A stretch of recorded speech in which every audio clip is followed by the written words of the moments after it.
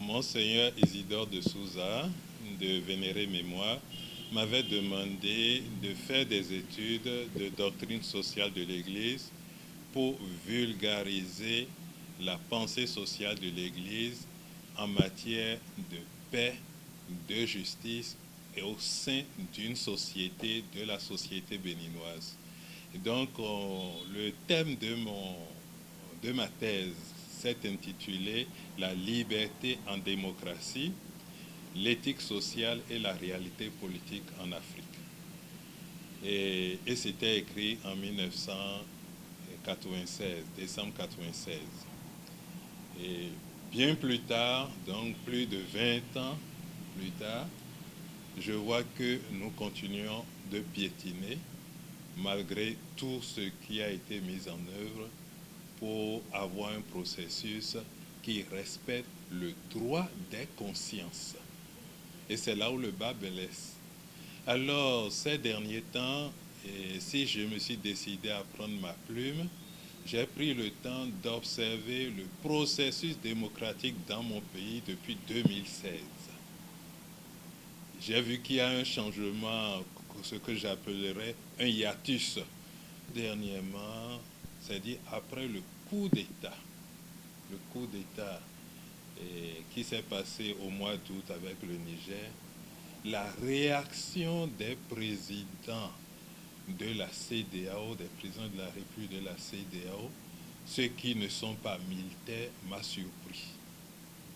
Ça m'a surpris parce que ils admettent des coups d'État constitutionnels, il faut employer ce mot, des coups d'État ou bien un tripatouage de tous nos codes juridiques, mais ils n'admettent pas qu'il y ait un haro d'une autre frange de la population qui se dit militaire et qui pense vouloir régler les problèmes de société avec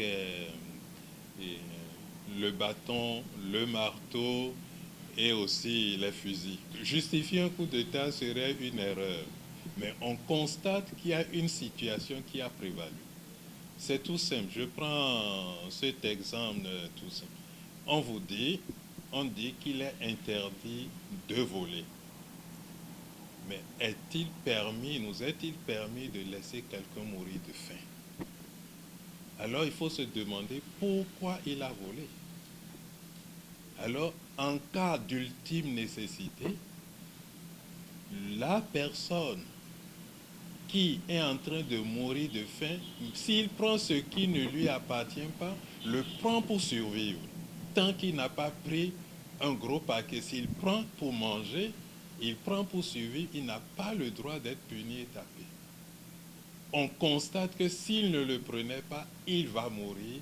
Et donc, à ce moment, c'est une faute de la société. Ça, c'est le droit moral ou bien c'est la morale fondamentale.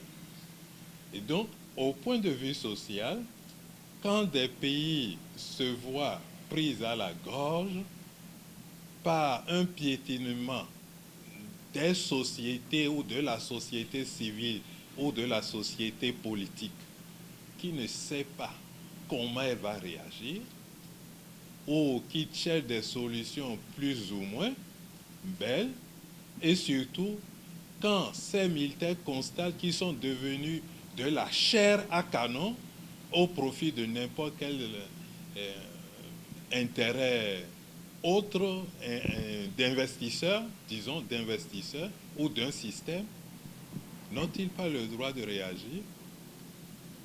Il faut qu'on se pose les questions de fond. Je ne dis pas qu'il faut des coups d'État. Comme il ne faut ni coup d'État militaire, ni coup d'État constitutionnel. Mais il faut prendre les constats. Voici ce que je constate. Nous ne leur avons pas dit de faire des coups d'État, mais nous constatons qu'il y a coup d'État. Mais mettons les choses là-bas, la tête, demandons, mais pourquoi c'est arrivé? Mais on accuse une partie sans se poser la question. Bon, attention, je n'ai pas pris comme point de référence l'avènement du président Baptiste Talon.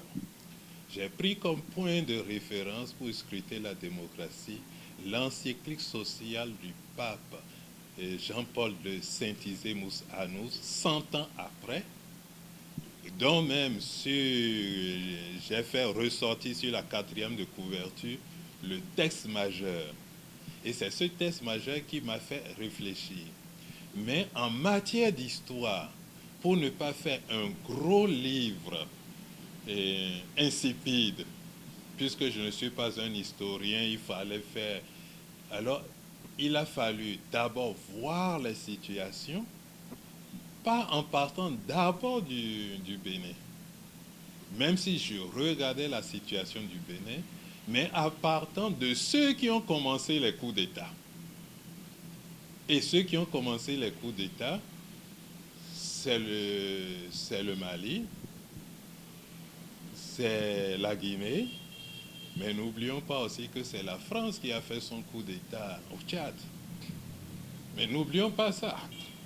Et qui a fait aussi, et Sarkozy a fait son coup d'État en Côte d'Ivoire, puis en Libye. Donc, ce n'est pas d'abord les présidents africains qui ont commencé les coups d'État. L'exemple est venu de l'ancien colonisateur. Si on transforme la démocratie en lieu où tout a une valeur, donc où le nihilisme doit prévaloir sur la société, nous ne sommes plus en démocratie, mais nous sommes en nihiliste dans un espace dit démocratique. Et voici ce qui se fait aujourd'hui. Tout prend une valeur, tout s'égale. À partir du moment où tout s'égale, il n'y a plus de valeur.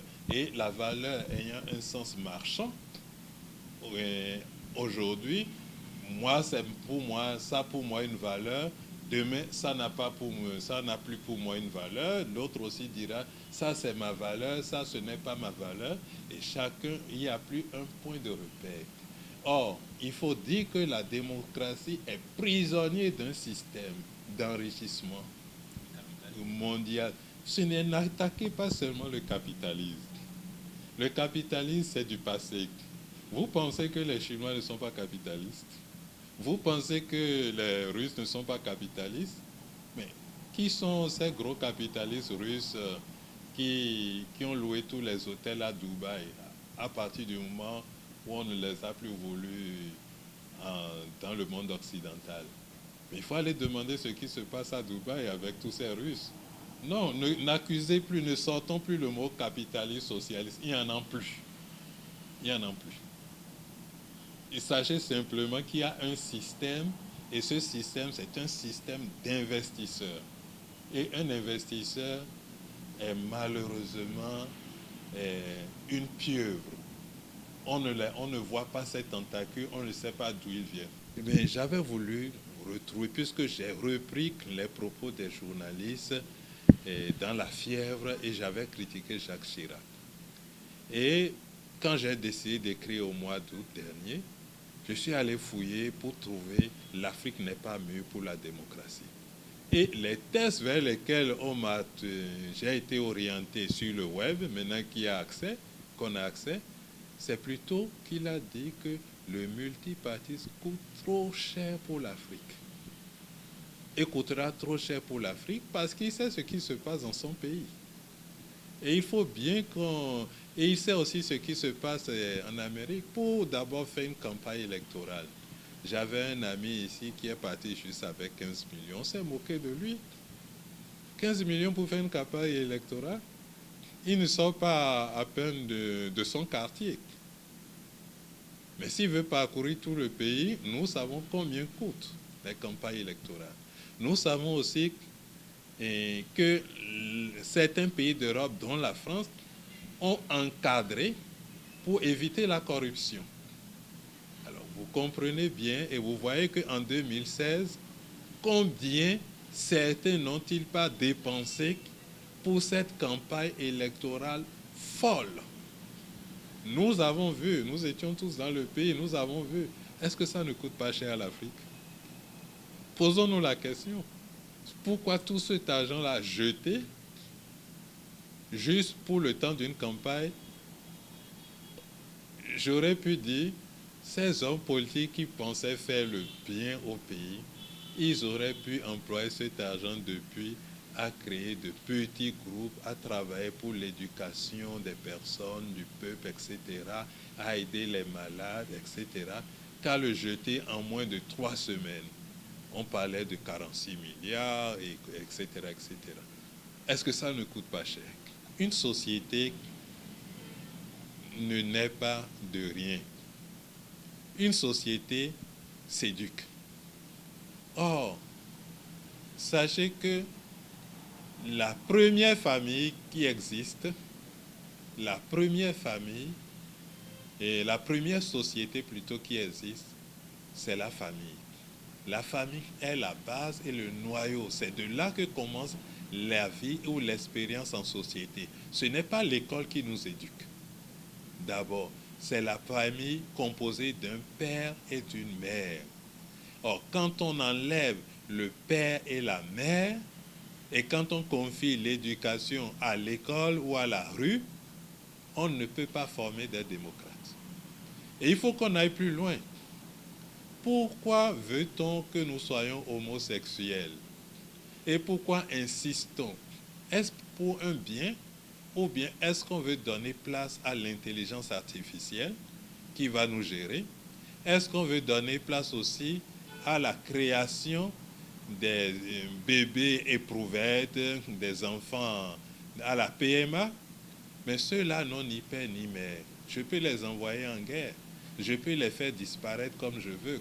Quelle est la famille qui va les réclamer? Posons-nous les questions de fond et allons plus loin.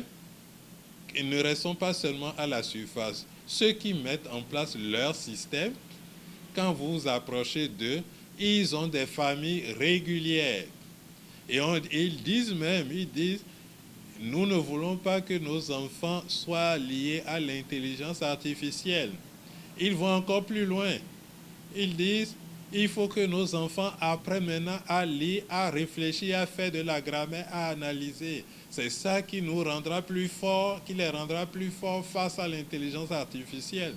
Mais nous, on nous fait consommer tout en bête de somme.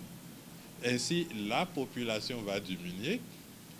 Alors, chacun ira avoir l'enfant qu'il veut.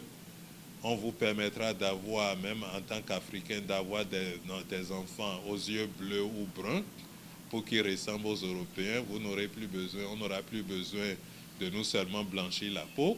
On pourra aussi avoir des enfants aux yeux qu'on veut. Donc, avec combien de manipulations génétiques et de morts? Parce que ce sont des bébés éprouvettes, ce sont des fœtus qu'il faut éliminer en quantité. Mais quand on les aura, et qui ne seront sans père ni mère, ils peuvent bien aller à l'armée. Qui va les réclamer? Ils peuvent bien être mis n'importe où. Donc posons-nous des questions. Et ceux qui ont mis en place leur système savent où ils vont. Ne soyons pas des bêtes de somme. Voilà pourquoi je reviens à la base. Il faut la famille. Alors, Père, j'aimerais bien vous demander pourquoi choisir en 7 ans, à quelle certitude vous faites la relecture de l'encyclique sociale? Non, je n'ai pas choisi un temps d'incertitude. J'étais en train d'écrire. La première parution devait sortir au mois de novembre. Et chaque fois, il y a une nouvelle qui surgit et il faut compléter. Vous voyez, quand on écrit sur des questions actuelles, l'actualité va plus vite que nous. Et j'ai dû recommencer plusieurs fois. Si je voulais attendre quand la CEDEAO, quand les pays de l'AES ont décidé de sortir de la CEDEAO, je n'aurais pas encore publié. Ce qui fait qu'il y a une double publication. Ceci était en publication, et donc chez l'imprimeur au Bénin, quand j'ai dû rajouter, parce que je fais toujours une double publication, une publication pour l'Afrique, pour que ça soit à portée de notre bourse, et j'ai renvoyé une nouvelle publication un peu plus complétée aux éditions universitaires européennes. Et le livre est sorti, mais là, ça se trouve sur Amazon, mais c'est assez cher.